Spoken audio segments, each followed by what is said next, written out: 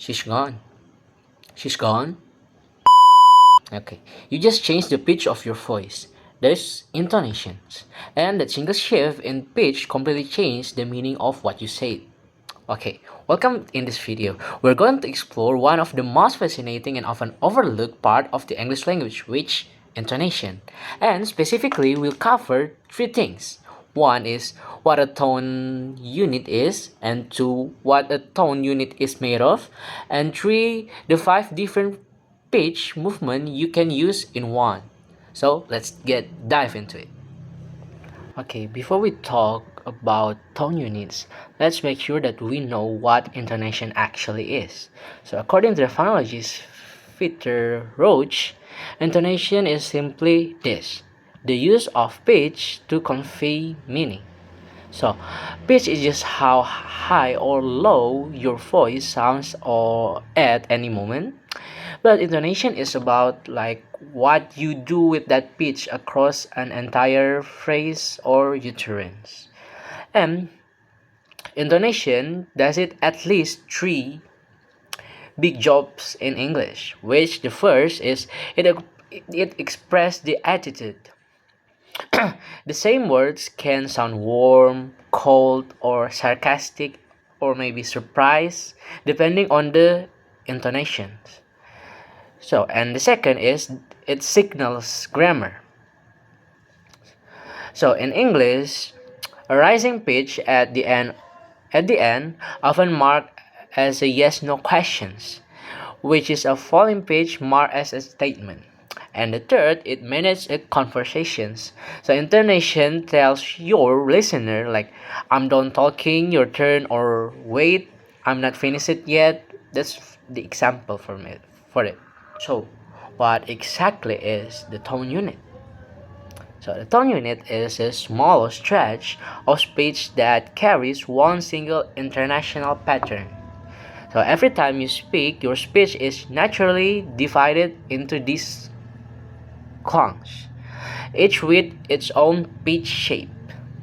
So a tone unit can be very short, a single word like yes or really is a complete tone unit on its own. Or it can be longer like she left the room. The whole phrase is a one tone unit. And with one failing pitch movement at the end. Think of the units like a musical phrases. Each phrase has a shape, a rise, a fall, and a curve. And just like in music, where each phrase begins and matters, now one important thing is the tone unit boundaries don't always line up with the grammar. So a single sentence can be split into two or more tone units. For examples, like when she arrived and the party had already ended. So like the intonation is like different. Each half has its own pitch peak, two tone units in one sentence. That's the tone unit. Now look inside it. Tone unit has up to four internal parts. Let's go through each one. Okay, the part one is the pre-head, and this is any unstressed syllable before the first stress in the tone unit. So it's spoken at a low flat pitch like a quiet runway before takeoff.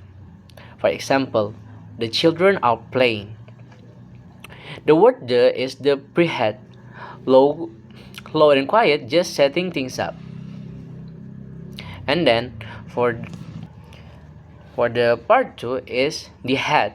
The head runs from the first stressed syllable all the way up to, but not including the main pitch peak. For example, she wants to visit her friend. Wants to visit her is the head. The pitch is active here, stepping along. And then the third is the tonic syllable or the nucleus. This is the star of the show. Every, every tone unit has exactly one tone syllable, and it carries the most prominent pitch movement in the whole unit. So it also tells us that what most important in utterance, where you place it, change the meaning entirely. For example, I saw John yesterday. New info, it was John. Or for another example is I saw John yesterday. The contrast is I saw him, not heard about him. And then I saw John yesterday. The contrast is yesterday is not today. Same word but different nucleus and different meaning. And for the part 4 is the tail. The tail is everything after the tonic syllable in the same tone unit. It continues the pitch direction of the nucleus. For example, my father was here.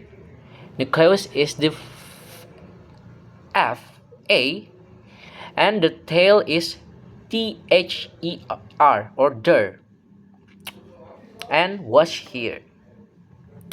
The tail is especially important for complex tones, where the pitch movement completes within the tail syllables. And also, intonation is not random.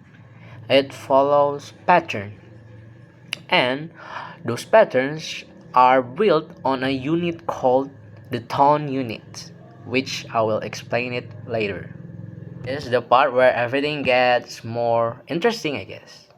Okay, English has five main tones that can occur in one simple tone unit.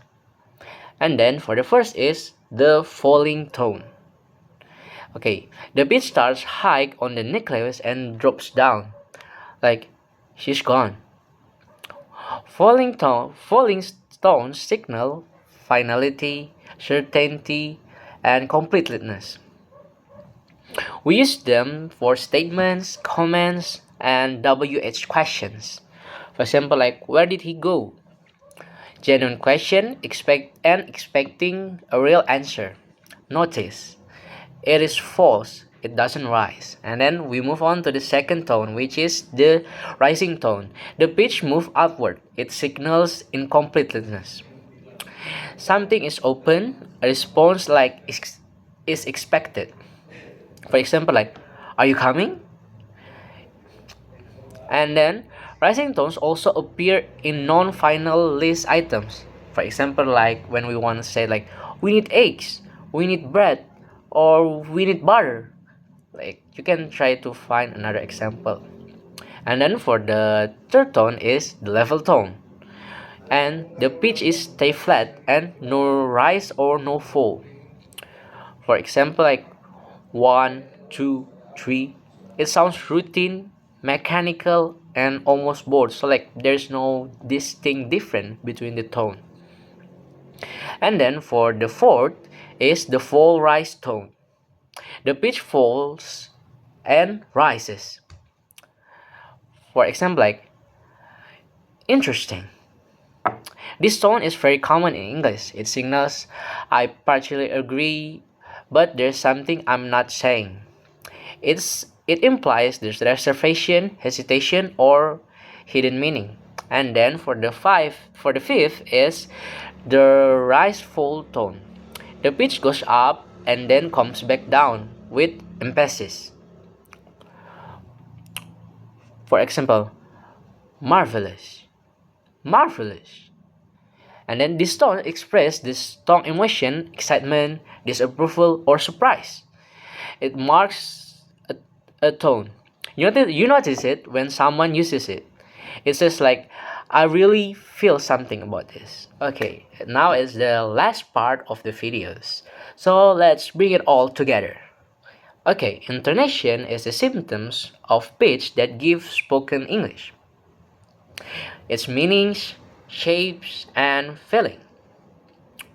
Okay, the tone unit is building block, the unit of speech that carries one international contour.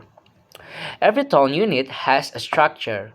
For example, like I've stated before, like there are prehead, head, tonic syllable, and tail with the nucleus at its core. And on that nucleus, a speaker can choose from five tones, like falling, rising, level, full rise, or rise full, each carrying its own communicate message. These aren't just random pitch levels, they are a system. And once you understand the system, you will start hearing English and speaking it, and a totally in completely different way. So I think that's all from me. Thank you for watching.